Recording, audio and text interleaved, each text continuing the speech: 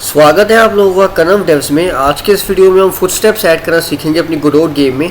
तो यहाँ पर आप देख सकते हैं मेरे पास बहुत ही सिंपल सा सीन है। यहाँ पर हमारे पास एक CSG मैच है जिसकी हमने कोलिजन अनेबल की हुई है, और यहाँ पर हमारे पास एक प्लेयर सीन है जिसके अपने कैमरा वगैरह किया हुआ है। मतलब बहुत ही बेसिक मूवमेंट वगैरह हम सिंपली कर सकते हैं। अगर मैं यहाँ पे प्ले करके दिखाऊंगा गेम को अपनी, तो यहाँ पर आप देख सकते हैं हम बस यहाँ पे मूव कर सकते हैं WASD कीज़ के साथ ही हम यहाँ पे जंप कर सकते हैं, बस और कुछ भी नहीं।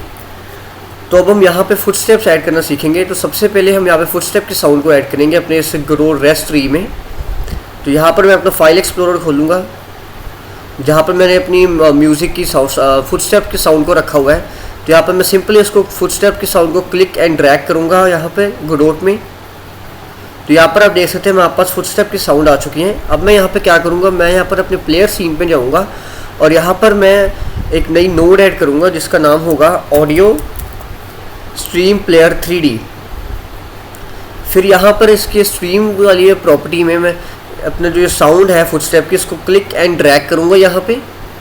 तो यहाँ पर हमने साउंड ऐड कर दी है हमारे स्ट्रीम पे। अब अगर मैं यहाँ पे इस प्लेइंग के ऑप्शन पे क्लिक करूँ तो यहाँ पर आप देख सकते हैं साउंड को प्ले होते हुए।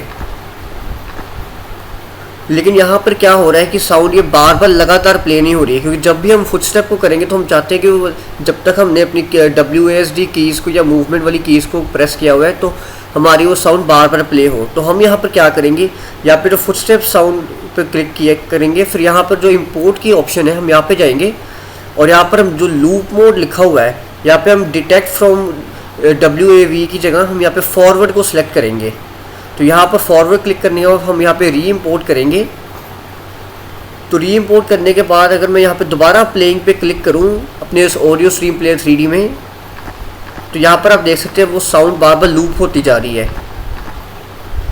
तो ये हमारा बेसिक सेटअप था साउंड प्ले करने के लिए। अब हम यहाँ पर स्क्रिप्ट से अपनी साउंड को कंट्रोल करने वाले हैं। तो मैं यहाँ पर प्लेयर की स्क्रिप्ट खोलूँगा। यहाँ पर आप देख सकते हैं यहाँ पर बहुत ही सिंपल सी स्क्रिप्ट है जो कि सिर्फ प्लेयर को मूव वगैरह करा रही है, और कैमरा को हम जहाँ पे हमारा प्लेयर मूव कर रहा है वहीं पर हम कर रहे हैं कैमरा को भी। तो यहाँ पे मैं क्या करूँगा, सबसे पहले मेरे को रेफरेंस चाहिए होगी इस ऑडियो स्ट्रीम प्लेयर की। तो मैं यहाँ पे इसको क्लिक करूँगा, फिर यहाँ पे कंट्रोल की को होल्ड करूँगा अपने कीबोर्ड में, और यहाँ पर आप देख सकते हैं हमने यहाँ पे इसको रेफरेंस को सेलेक्ट कर लिया। यहाँ पे इससे हम जो इस ऑडियो स्ट्रीम प्लेयर की प्रॉपर्टीज़ होंगी जैसे कि प्ले, ऑटो प्ले, प्लेइंग, इससे हम यहाँ पे चेंज कर सकते हैं कोड की हेल्प से। तो मैं यहाँ पे इसको रीनेम करूँगा। ऑडियो स्ट्रीम प्लेयर की जगह मैं यहाँ पे इसको लिखूँगा फुटस्टेप्स साउंड।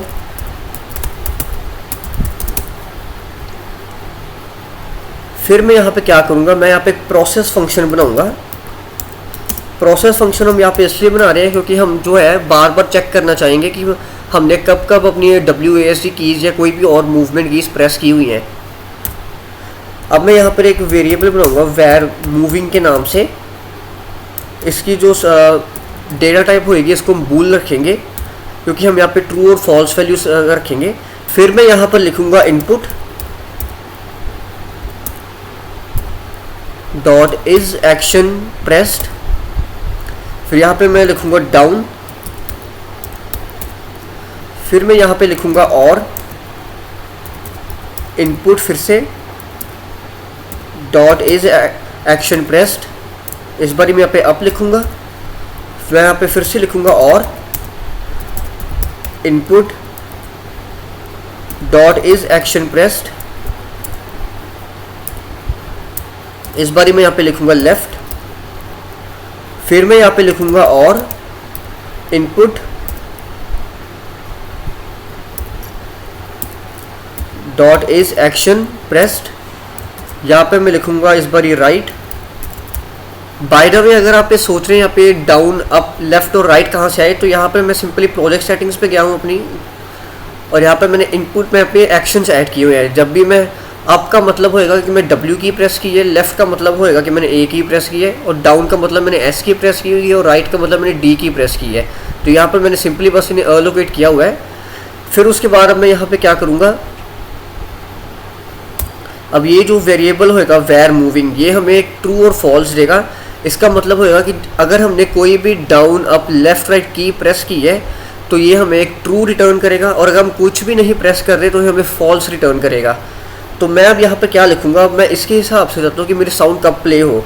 तो मैं यहाँ पे लिखूँगा इफ़ इज़ ऑन फ्लोर क्योंकि आप जाहिर सी बात है हम ये नहीं चाहते कि जब भी हमने जंप वगैरह प्रेस किया हुआ है तो तब हमारी साउंड प्ले हो। तो हम यहाँ पे लिखेंगे अगर हम फ्लोर पे हैं, मतलब किसी ग्राउंड पे खड़े हैं, और साथ ही साथ एंड लिखूंगा मैं यहाँ पे, एंड मूविंग। मूविंग क्या होएगा, मूविंग सिंपली हमें ट्रू और फॉल्स देगा अगर हमने कोई भी की प्रेस की है डाउन अप लेफ्ट राइट में से। तो यहाँ पर फिर मैं क्या चेक करूँगा, मैं यहाँ पे कोर्स चेक करूँगा, अगर जो हमारी ये साउंड है फुट स्टेप की प्ले नहीं हो रही है, foot step sound dot not playing dot playing, अब ये जो है हमें प्लेइंग जो है foot step sound dot playing हमें एक ट्रू और फॉल्स रिटर्न करता है कि मतलब कि हमारी साउंड प्ले हो रही है कि नहीं हो रही है। अगर यहाँ पर ये साउंड नहीं प्ले हो रही है तो हम सिंपली उसे प्ले करा देंगे। हम यहाँ पे फिर लिखेंगे foot step dot sound dot play, ठीक है। तो इससे हमारी जो फुटस्टेप की साउंड होगी वो प्ले होनी शुरू हो जाएगी। अब अगर मैं यहाँ पे अपना ये सीन को कंट्रोल प्लस ऐसे सेव करूँ और फिर यहाँ पे प्ले करूँ, तो यहाँ पर आप देख सकते जब मैं यहाँ पे अपनी WASD कीज़ मूव करूँगा तो यहाँ पे साउंड प्ले हो रही है, लेकिन जब मैं WASD कीज़ छोड़ देता हूँ तब भी ये साउंड प्ले ही होती जा रही है। ऐसा क्यों हो रहा है, क्योंकि हमने यहाँ पे इससे बताया नहीं है कि कब ये साउंड बंद करनी है हमको। तो हम यहाँ पे क्या करेंगे, हम यहाँ पे लिखेंगे एल्स। अब यहाँ पे ध्यान से देखना, जो एल्स है मैंने इफ़ इज़ ऑन फ्लोर के साथ लिखा है, मतलब इसके कॉरस्पॉन्डिंग यहाँ पे लिखा हुआ है। तो यहाँ पे मैं क्या लिखूँगा, if sound, if footstep sound playing, मतलब अगर ये साउंड प्ले हो रही है तो फिर सिंपल सी ये बात है, हम उस साउंड को रोक देंगे।